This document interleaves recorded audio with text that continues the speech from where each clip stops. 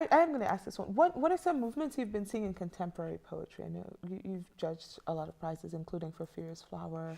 Mm. I know you read a lot.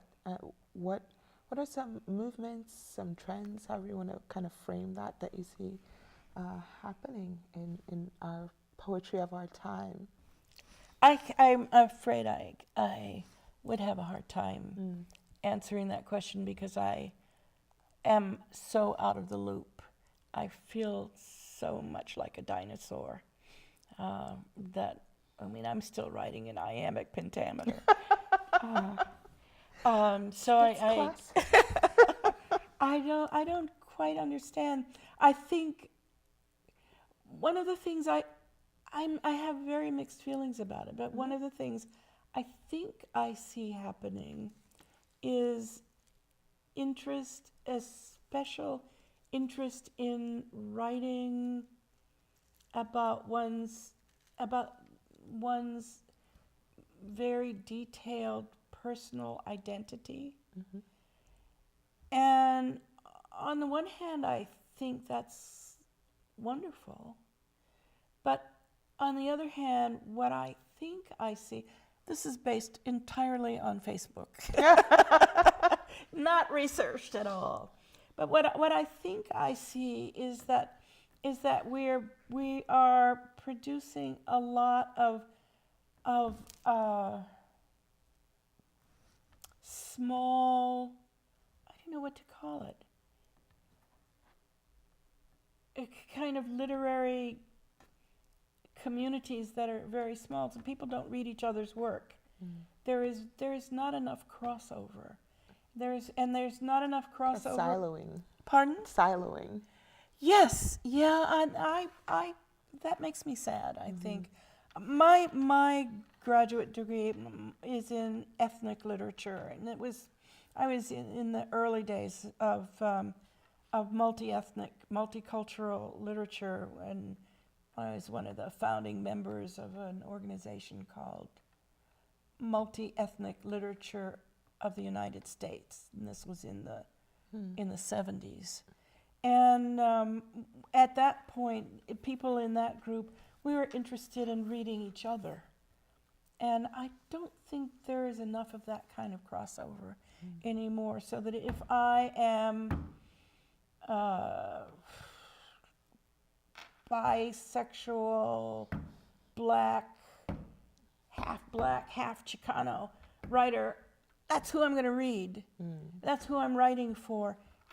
I, I, I really feel that we're losing something of interculturality or cross culturality. I may be wrong about this, so maybe it shouldn't be on this in this interview. I really don't know how to think about it, but I keep seeing people on Facebook asking. The other day, somebody posted something asking who's writing, what poets are writing about fat Mm-hmm. consciousness. Okay, I suppose that's, you know, you're going through some kind of issues. You want to find somebody who's writing. When I was pregnant with my first child, I couldn't find any poet who had written about pregnancy. It was really something that I needed to find. But I wouldn't want to read poems about pregnancy all the time. I'm No. sorry, Laura. I No, don't no, know no, if no, I'm no, making no. sense here. That's totally fine because I mean, again, it's a question, a tension almost again, right, between the idea of representation and seeking that representation in text, and at the same time being limited by it. Yes.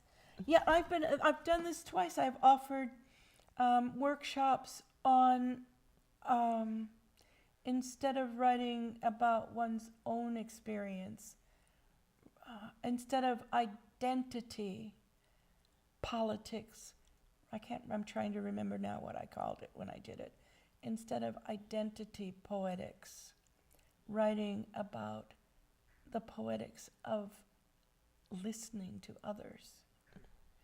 And so instead of having people look inward and write about their own personal experiences, have them sit together in pairs and talk and then write about each other, each other's experience. And I have a feeling that learning to hear the other, learning to experience the other, and learning to inhabit the other is a way of moving toward a kind of healing of the separations between us. And I'm not sure that the last time I did this was about a year ago in New York, and it was just an experimental thing, but several people came afterwards and thanked me for that, and said that they had come away from this workshop not only with poems that both people in the dyad were happy with, but that they had come away with friends. They had talked about deep things. The Jenny Erpenbeck novel I mentioned starts with this professor approaching these refugees with questions. Where did you sleep when you were 5 years old? What song did your mother sing to you when she put you to bed at night?